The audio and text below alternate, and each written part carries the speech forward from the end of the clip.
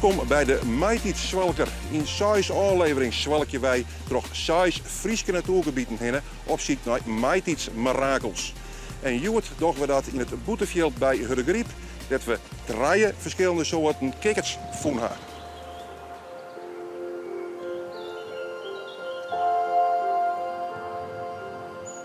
Het is een gebied dat leidt eigenlijk tussen 2 stuwwallen in die in de eerste tijd ontstaan binnen. Die ene leidt aan de westkant bij Gietsjerk, Oensjerk, die hoeken. De andere kant is richting dan Moord via Moorten. En ertussenin is wettersteenbleun en daar is eigenlijk die veenvorming op gang gekomen. Dus ja, de boei meer is terug eerst hier naar de ontstaan en de periode die erachter ons zit. Is er nog een soort veen uit die tijd oerbleun? Oftewel, is er een kans dat ik hier nog als veenliek eindig in dit gebied? Ja, als we eerst door de hekken heen stappen, dan komen we in trilveen te lonen. En ja, gelukkig heeft een vrij grote scoormaat, maar anders dan kon het wel eens heel kritiek worden. Dat draagkracht en gewicht wat in verhouding tegen mag. 48 jongen, maat 48.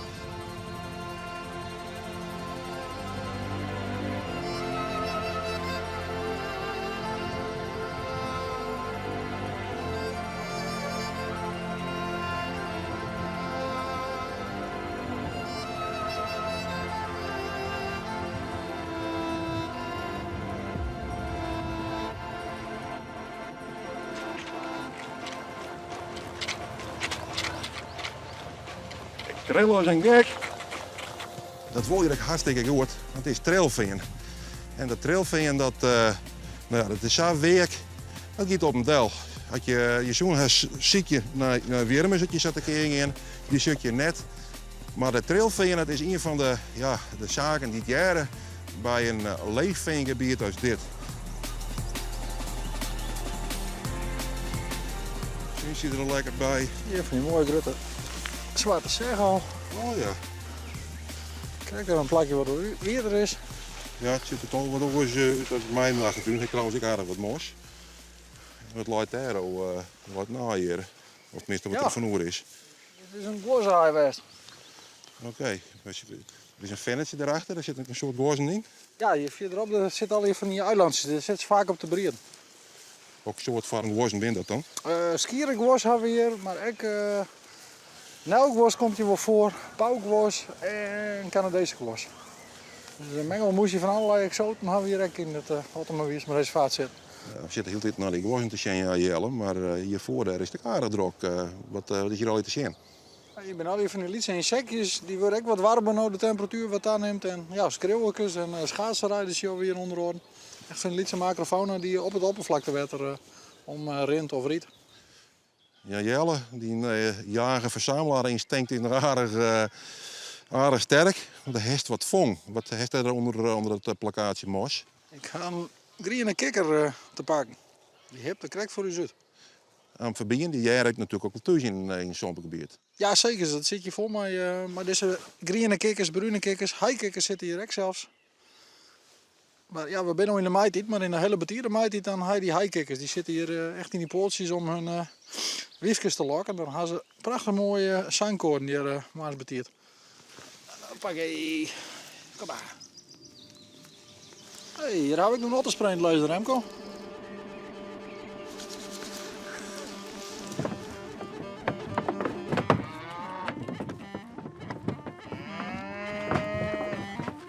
De verhouding tussen de mens en de natuur is de laatste tijd wel eens wat op scherp zetten. Mij toch dat de coronacrisis te verzwargen dat een heel soort dichtgong en dichtbluwde waar het druk in die natuur.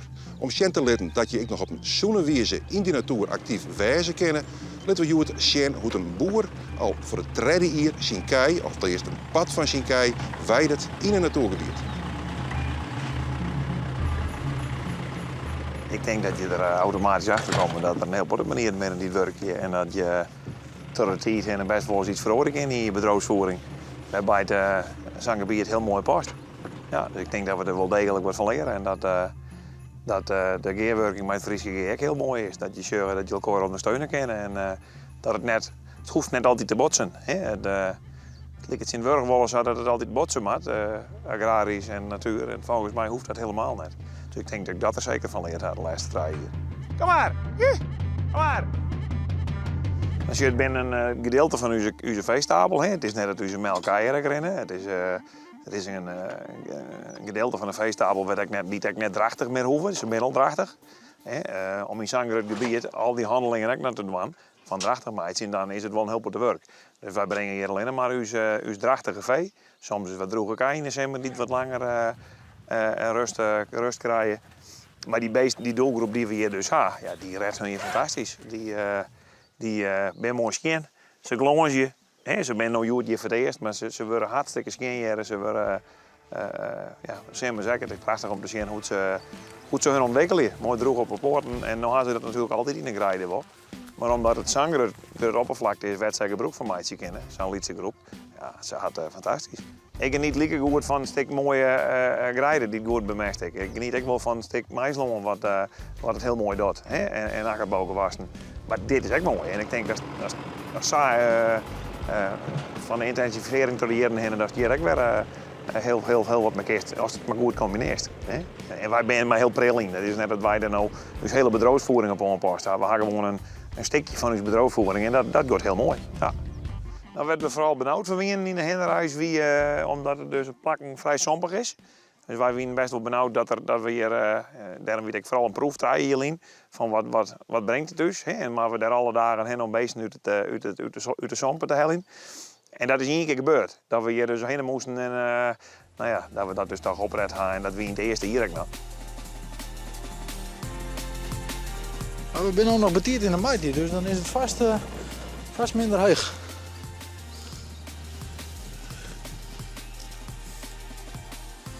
Het is altijd even ziekje, maar... Ja, hier aan. Tja. Heel iets rosetje. Oh ja, dat is wel heel iets. Ja. En dat is de? Romblad meegevangerke. Het is een ronde zonnedauw. Die vangt je in Langpoort mee, liep het mij. Dat wordt niet zo groot. Ja, dat moet heel iets goed wezen. Hij had een soort dauwdripjes, liep het eigenlijk. En daar vangt er eigenlijk, de meer gezien, het is een soort liem waar zo'n vest plakken bleef. Is het heel zeldzaam wat? Ja, het is ontzettend zeldzaam. Ja. Ja, hier op Ronen van de Sleer, daar heb ik een moerasviooltje staan. Een moerasviooltje, dat is eigenlijk een hele wichtige waardplant voor de zilveren maan. De zilveren maan is een vlinder, die had je vroeger in het boetenveld zitten, maar dat is de laatste jaren helaas niet meer waarnaam. Maar het moerasviooltje doet het hier hartstikke best momenteel in het veld. En een waardplant is? Een waardplant is een plant waar je zijn eikens op aanzet. Oké.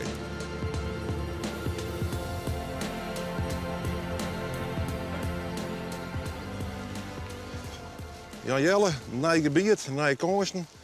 Waar ben we hier? We zijn hier in de Sippenveen en we zijn nu een perceel in waar nog een oud blauw gasloon aanwezig is. Blauw gasloon, dat klinkt wel heel nieuwsgierig. Nou ja, daar ben we. Ja. Een blauw gasloon. Wat is een blauw gasloon? Een blauw gasloon, dat is een stuk oud heerloon. Vaak ik boetloon, wat vroeger winterduis onder wetten stroepte. En er staan nog hele zeldzame soorten in, die in de meeste gaslonen ondertussen verdwenen zijn. Dus we hebben het hier eens echt over een mirakel dat het er nog is. Ja, dat gaat het van niet zo helaas. Maar zolang het er is, doen we het best om het maar meer een afvoerend zijn stand te houden dat de omstandigheden eren blijven. Maar ja, op een gegeven moment krijg je wel oorsoorten voor in het plak in plaats van de oorspronkelijke die je graag bewaren wil.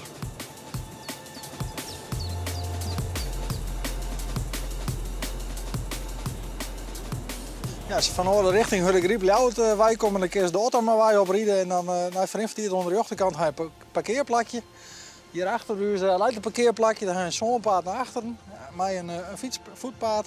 Dus ja, hier kunnen mensen komen. Maar ietsje verderop daar leidt een sluiske. Daar kan ik elektrische sloepen vanuit Ljouwt deze kant op komen. De sluisjes worden van de simmer nog opknapt zodat ze beter bezienbaar worden en dat ik de toegankelijkheid voor het gebied van bootjesvaarders ik dan in mijn ziel. Dus ja, verderop binnen meer kuierroutes, dus ja, mensen kunnen kuieren, varen, fietsen, wat zeg ik maar wel inderdaad.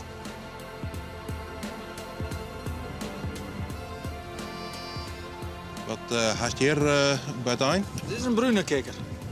Ik vind het redelijk green niet, eerlijk zijn. En die, als ik hier naast zie, die is volle green. Dit is een meerkikker. Dat is familie van een green kikker, maar die had zo'n mooie luchte rechtstreep. Oh ja. Dus zullen we zijn naam en jaren voordat we ze waarom zetten? Dat Jetjen wordt zat bij beesten in het wild, toch? Of, Amalia, Alexia. Wat is er hier? ja, ik iets meer in aard, denk ik. Handig hier. Prachtig.